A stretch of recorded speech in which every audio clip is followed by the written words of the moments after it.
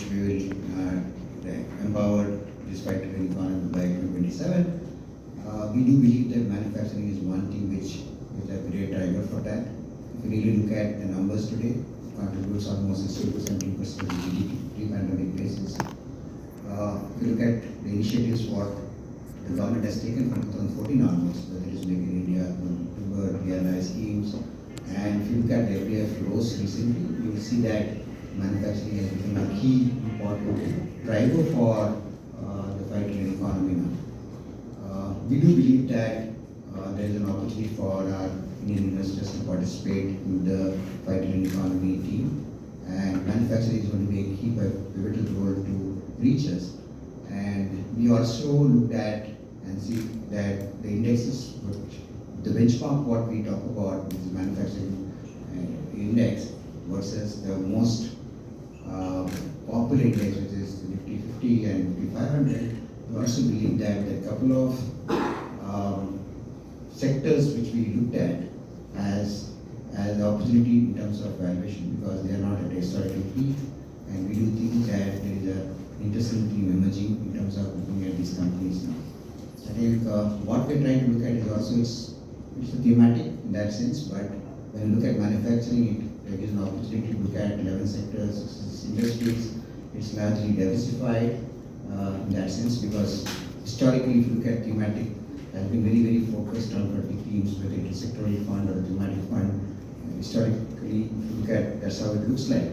But when you look at manufacturing as an index, I'm not even looking at the portfolio construction, what Shreyas said, anything to speak about, it's much more diversified.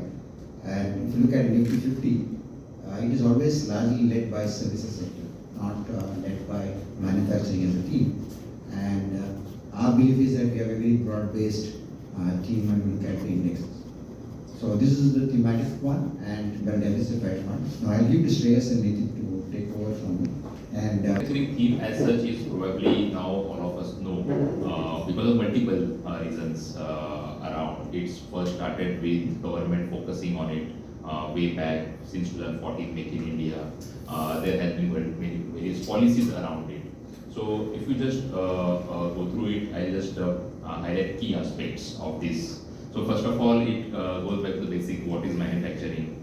Actually, when we first made this slide and the next, it reminded me of one of the question that what is machine? That question you must have heard in 3 years, right? And the answer to it is very cliche, and now that's a very technical answer to it. What is manufacturing? Obviously, we should know that what is the technical answer to what is manufacturing. But in the context of investors and in the context of which sectors we are going into, when we talk about manufacturing, this is where this is what we all understand now. This is manufacturing, right? When we look at what is sector and what are the sectors in it.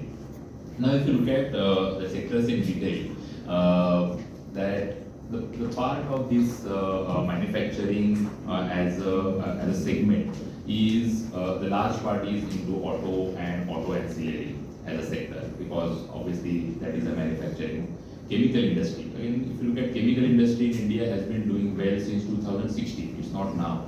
Actually, this industry exists in India since 1980s. Multiple entrepreneurs are working here for multiple generations. So it's not that this is something new we are talking about, right? Because the feel which everyone gets, okay, this is something new, and whether it is just a theme today, it is not a theme today. This has been actually in that sense.